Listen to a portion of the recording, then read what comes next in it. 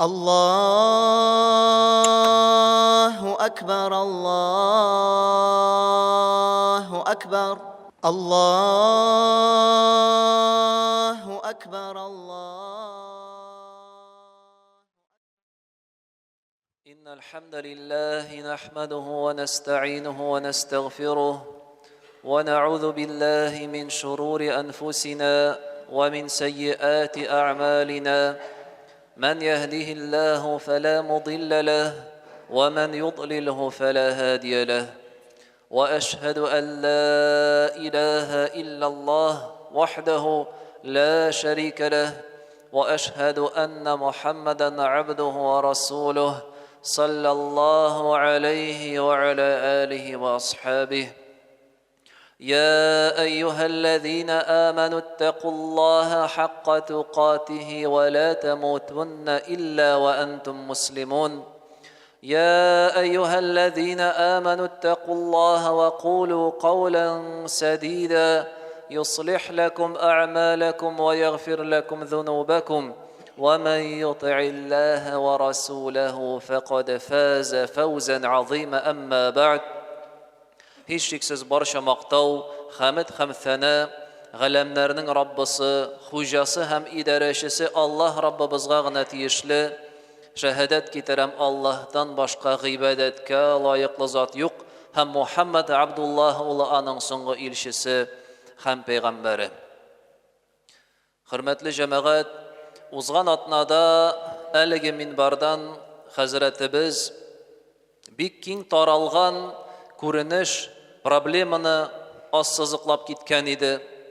Ул да булса ниндидер ышанычлы булмаган, тикшерелмәгән мәгълүмат информациягә таянып, гамәл кылу, шушы мәгълүматкә таянып кешеләрнең шактый акчалар югалтулары турында, мошенникларның тәэсире турында әйтеп киткән иде.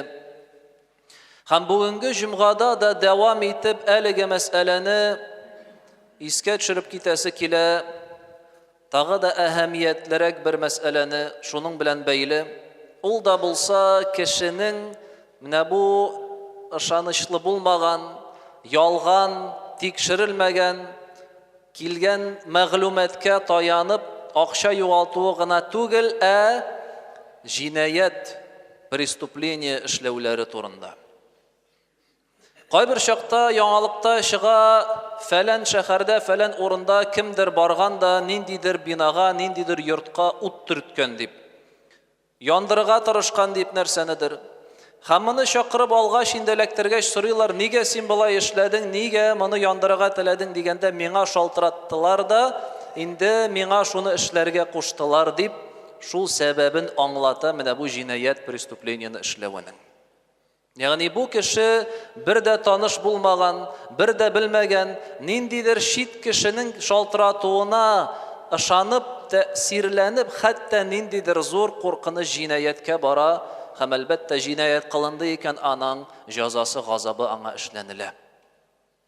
Яисә кемдер интернеттан ниндидер акча җыю бар, шушы акча җыюга ниндидер фотография, видеолар күрсәтеп, кешенең хисенә уйлап, ул кеше тәэсирләнә дә кайдыр акча җибәрә, һәм шуннан соң бу кешене килеп алалар, һәм нәрсә дип әйтәләр, синең акчаң китте ниндидер җинаят эшләнүгә, спонсирование экстремизм яки терроризма дип, һәм шушы кешене ул бәлки аның нияте изге булгандыр, әмма ләкин менә бу мәгълүматны тикшермәү сәбәпле, каян ничек килгәненә ышанычлы мәгълүмат булмау сәбәпле ул изге ният белән акча җибәрә, ләкин менә шушындый куркыныч җинаяткә эләгүе мөмкин җәмәгать. Һәм менә шушы төрле оешмалар, организациялар дип әйтик, кешеләргә шалтыратып, яисә интернеттан ниндидер информация җибәреп, аларны чакыралар, тарталар үзләренең уй-фикерләренә, ниндидер гөнаһ эшләргә, ниндидер җинаят кылырга өндиләр. Алар төрле булырга мөмкин. Алар булырга мөмкин ниндидер политик, ягъни дошман ил тарафыннан эшләнгән, яки булырга мөмкин хәтта дин белән бәйле, үз эшчәнлекләрен дин белән бәйләргә мөмкиннәр. Һәм шушы дин белән бәйләп кешеләрне үзләренең ялган агымнарына, юнәлешләренә чакырырга мөмкиндер. Әйе, андый оешмалар күп. Андый оешмалар бар һәм хәтта аларның исемнәре дә язылып китә, алар атала экстремистик организациялар дип. Мәсәлән, алар безне әгәр дә кайтсак, ИГИЛ булсынмы, Хизбут Тахрир, Тәблигъ җәмәгате, Нурҗулар, Тәкфир һәм Һиҗра һәм башка төрле эшчәнлеге тыелган оешмалар, агымнар бар җәмәгать. Һәм алар үзләренә чакыралар, башкаларны һәм эшләренә катнашырга җинаятькә өндиләр. Һәм бу безнең яшәгән урында закон тарафыннан гына тыелган оешма түгел җәмәгать. Шуны аңларга кирәк. Әлеге агымнарның эшчәнлеге, аларның иътикадлары, аларның динне аңлаулары безнең галимнәребез тарафыннан электән-элек тыелып килә, тәнкыйтьләнеп килә. Ни сәбәпле? Шушы агымнарның җәмгыятькә, халыкка һәм хәтта мөселманнарның үзләренә зур зарар китерүләре сәбәпле. Менә бер тарихи вакыйга җәмәгать. Бу тарихи вакыйга 1979 елны була, 20 ноябрьдә. 1979 ел әле күптән түгел, 50 ел элек. 20 ноябрьдә Мәккә шәһәрендә иң изге урында Кәгъбатулла янына, Әл-Харам мәчете эченә 500-гә якын кеше керә.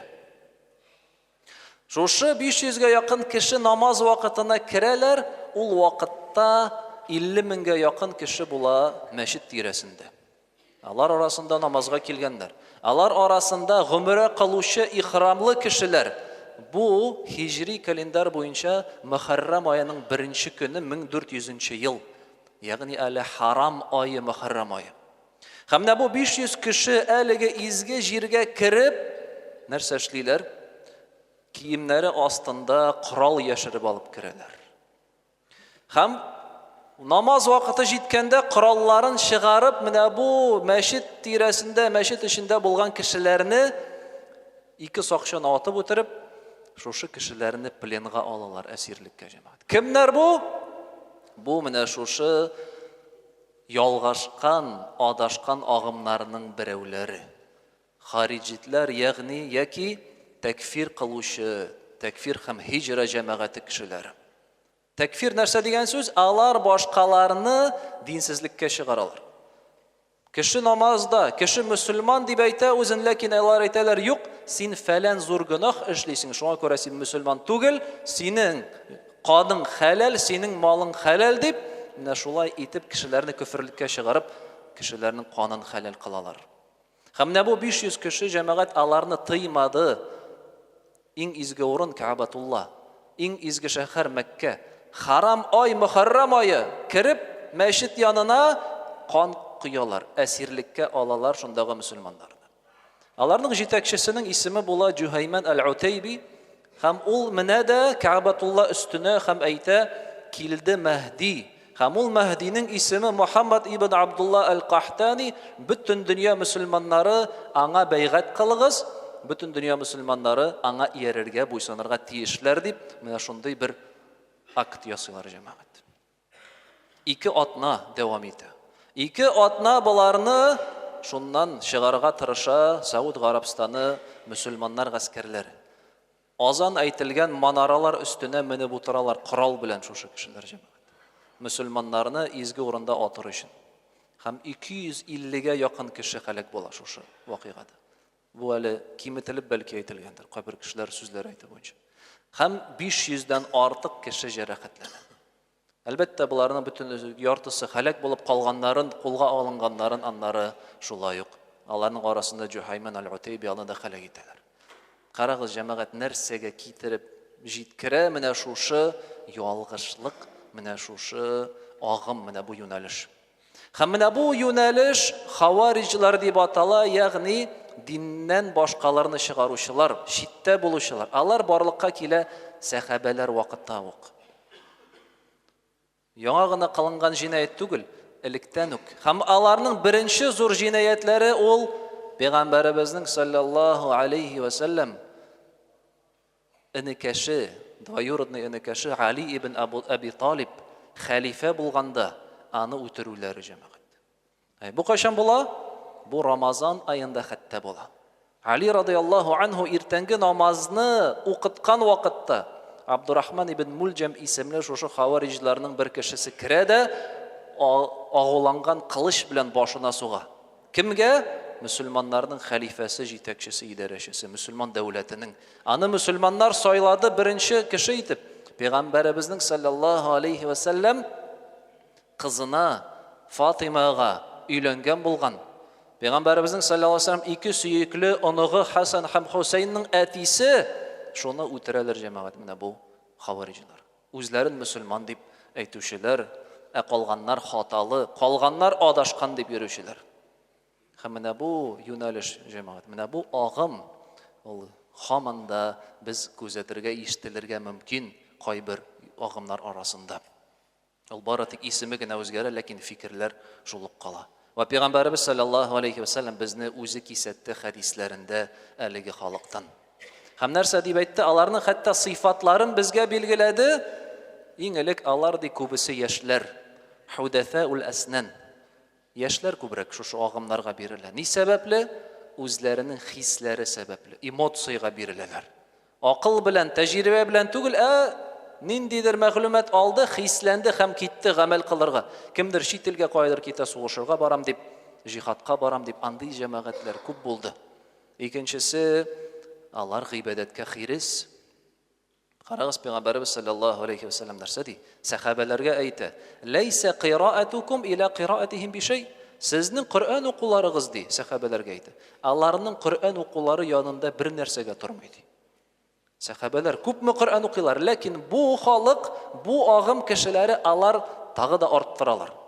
"Вала салатукум иля салатихим бишей." Һәм сезнең укыган намазларыгыз ди, аларның намазлары янында бер ни тормый.